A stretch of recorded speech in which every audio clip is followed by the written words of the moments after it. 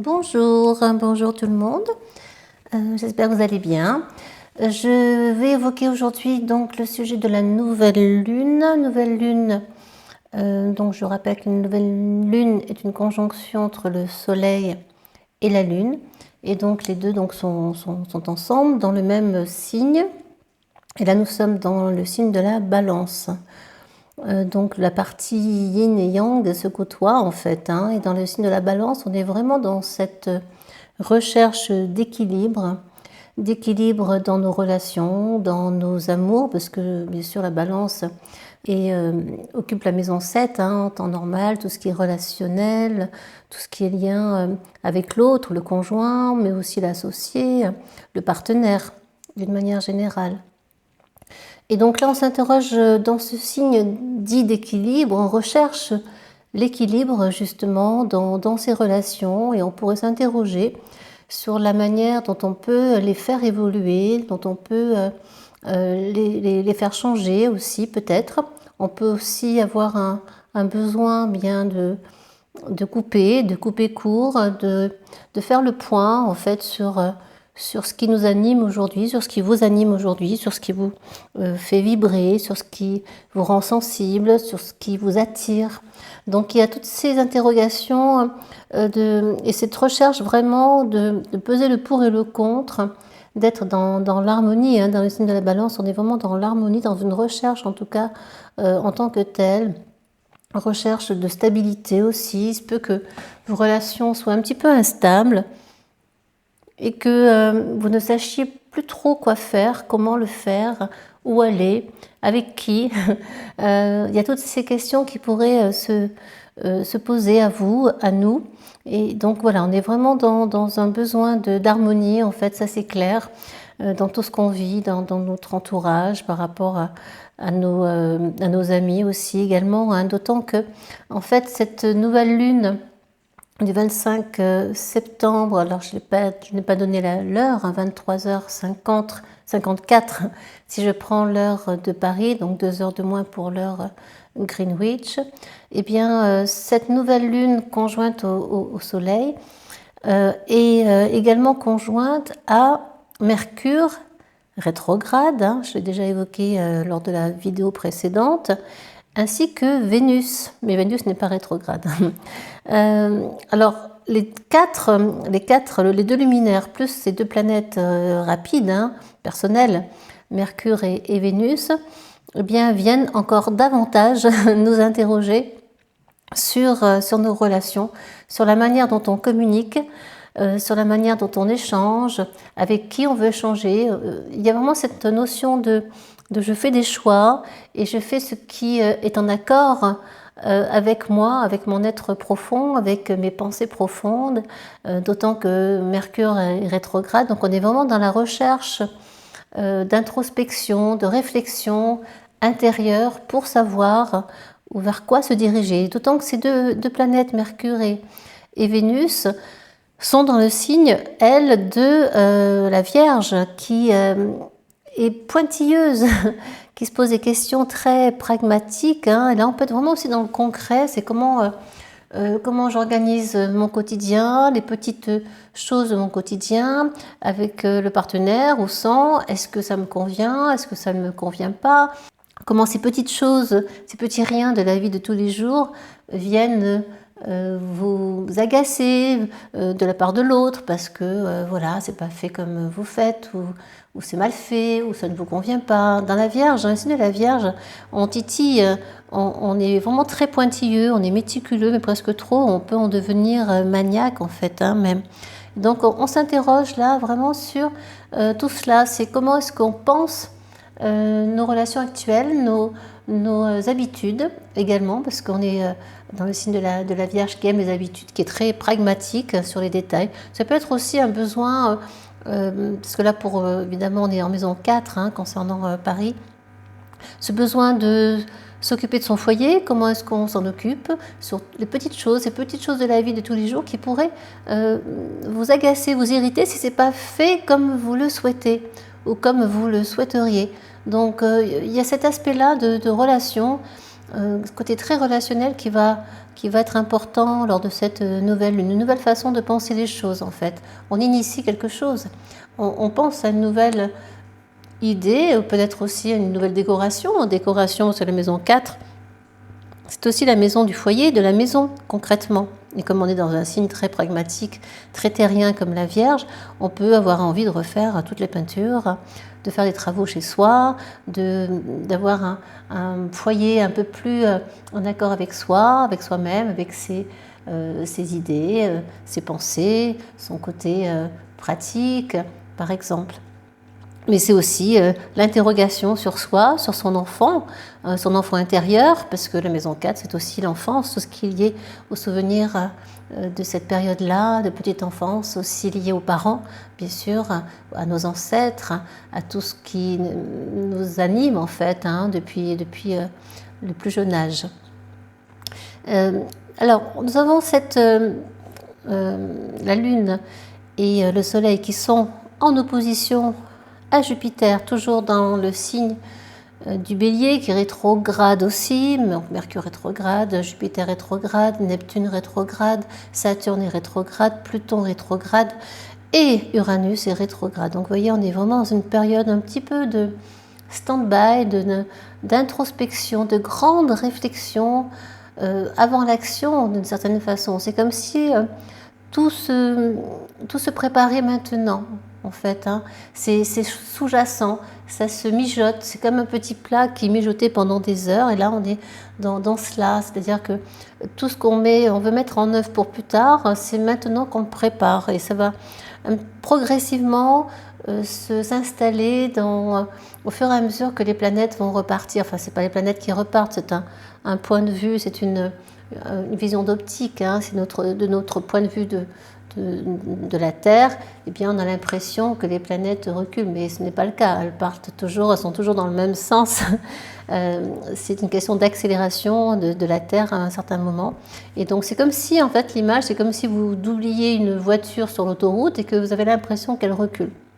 Voilà ce que en gros, en résumé, représente le mode rétrograde d'une planète. Mais en attendant, leurs énergies globales de toutes ces planètes vont être un peu ralenties, vont être un petit peu étouffées, vont être en attente. Voilà. Et ça demande une réflexion plus intérieure, un travail avec soi-même également, de profonde interrogation de nos vrais besoins, de nos vrais désirs, de nos vrais projets. Parfois, on peut être dans le flou absolu, dans le flou total. Eh bien, écoutez, c'est important de laisser faire, de laisser être. À un moment donné, ça va se déclencher, il va se passer quelque chose. Mais tout cela nous invite à aussi revoir pas mal de choses sur notre façon de penser la vie, sur notre façon de penser l'amour, les relations essentiellement, sur notre façon de penser la nourriture, etc. Tout cela va aller avec, comment est-ce qu'on vit, comment est-ce qu'on se nourrit, comment est-ce qu'on souhaite profiter au maximum de la nature, comment est-ce qu'on souhaite soigner notre planète. Il peut y avoir beaucoup de prise de conscience aussi dans cette période de rétrogradation. Alors j'en étais, avant de bifurquer un peu, on a donc une opposition d'un côté de la nouvelle lune Soleil à Jupiter, et de l'autre côté, nous avons Mercure et Vénus qui sont opposés à Neptune.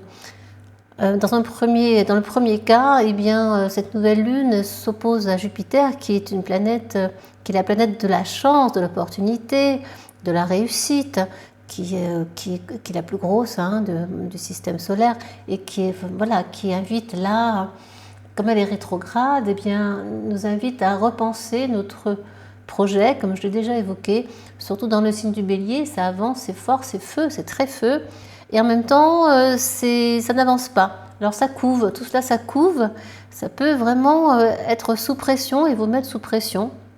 Il est important là de se repencher sur soi, de remettre, en avance nos priorités, de revoir nos priorités, de bien les réfléchir pour aller vers quelque chose qui nous corresponde davantage, qui vous corresponde davantage et qui soit vraiment en accord avec vos valeurs. D'aller trop vite, ça ne servirait à rien parce que vous allez être freiné par Mercure, entre autres rétrograde, par la Lune, la nouvelle Lune qui initie quelque chose, mais c'est un début de quelque chose. Donc d'aller trop vite avec ce Jupiter en Bélier, eh bien ça ne fonctionnera pas. Voilà, il faut prendre le temps parce que c'est ce qu'on nous demande de faire ici, et d'être en harmonie, de trouver le juste équilibre entre nos énergies, yin et yang, et de ne pas être dans le yang, et de trouver vraiment cette juste harmonie, cette stabilité intérieure qui vous permettra d'aller vers le bon projet et de mener à bien ce projet en question, ou cette idée, ou cette nouvelle relation, ou ce nouveau travail. Il y a plusieurs, bien sûr, branches possibles, hein, chacun selon son thème et ses désirs et souhaits du moment. Donc tout cela nous interroge sur la manière d'agir et sur cette façon que l'on va, sur la méthode que l'on va utiliser plus tard pour pouvoir avancer plus vite peut-être, mais pour le moment en tout cas on est un peu freiné, on est vraiment on est bloqué un peu, oui, on est un peu bloqué, on est aussi avec ce carré de Saturne-Uranus qui nous fige aussi, qui nous met toujours encore une fois entre deux énergies. Est-ce qu'on avance, est-ce qu'on reste dans le passé, est-ce qu'on avance vers le changement? On peut être encore en stand-by là-dessus et en déséquilibre, et s'interroger, se dire que c'est vraiment trop long, que ça n'avance pas et que c'est trop stagnant. Ça peut, pour certains qui sont très feux, ça peut vraiment vous déranger et vous agacer profondément. Il peut y avoir de la colère qui sort ici aussi. Voilà, donc ce luminaire, cette nouvelle lune, donc, est opposé à Jupiter. Et donc, ils ne sont pas forcément en accord. Et cela va demander vraiment de garder l'équilibre, de garder la stabilité émotionnelle, la stabilité au niveau relationnel aussi, pour que vous soyez en accord réellement avec vos désirs profonds. Et ce Mercure rétrograde et Vénus qui est là juste à côté, eh bien, pose encore la question du relationnel, de l'amour, de la façon dont on vit tout cela, dont on peut le vivre. Est-ce qu'on décide de vivre ensemble, de s'installer dans un nouveau foyer ensemble, sous le même toit? Et voilà, toutes ces questions-là peuvent vous titiller et en tout cas, vous poser interrogation, vous poser question.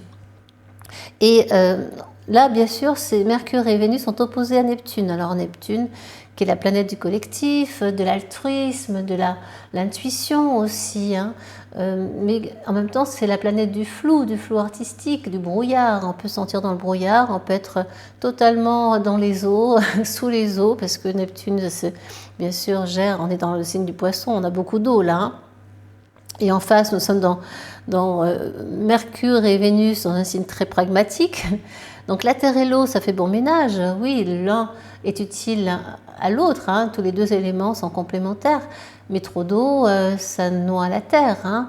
Et inversement, ça la sèche s'il n'y a pas assez d'eau. Donc encore une fois, il sera important déjà d'écouter son intuition, de ne pas partir dans tous les sens, de ne pas s'évader trop dans les eaux profondes des océans, mais de trouver l'équilibre entre la terre, entre la matière, entre l'aspect pragmatique des relations, de la vie au quotidien et l'aspect plus invisible, plus sensible, plus émotionnel, parce que bien sûr les eaux c'est nos émotions également, hein. Nous sommes constitués de près de 80% d'eau, donc forcément ça nous parle.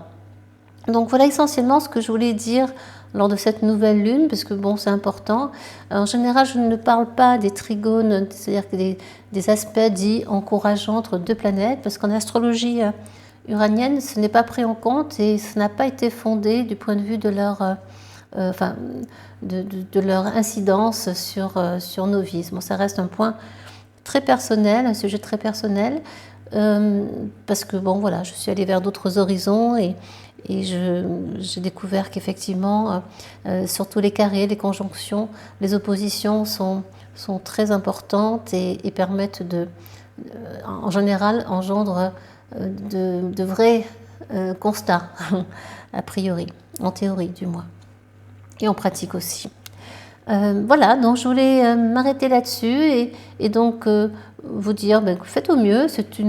On n'a pas tant d'aspects que ça sur cette nouvelle lune. C'est vraiment la recherche d'harmonie, de stabilité, d'équilibre qu'il faudra trouver du point de vue donc de vos émotions, de votre côté cartésien, pragmatique, de l'organisation de la vie au quotidien, des petites tâches. C'est aussi une façon de réfléchir à la manière dont on peut rendre service sans attendre quoi que ce soit. Ces notions-là aussi peuvent bien sûr vous titiller, vous donner envie d'aller vers d'autres horizons. Vous pourriez avoir envie de voyager également aussi. En tout cas, prenez soin de vous. Jusqu'à la prochaine pleine lune, je l'ai déjà dit, mais je ne l'ai toujours pas fait, une vidéo sur Mars qui va séjourner quelques mois dans le signe des Gémeaux. Ça a commencé déjà fin août, c'est vrai. La planète passera rétrograde. Je vous dirai tout cela en temps voulu. En tout cas, prenez bien soin de vous et de votre nouvelle lune. Et à bientôt. Au revoir.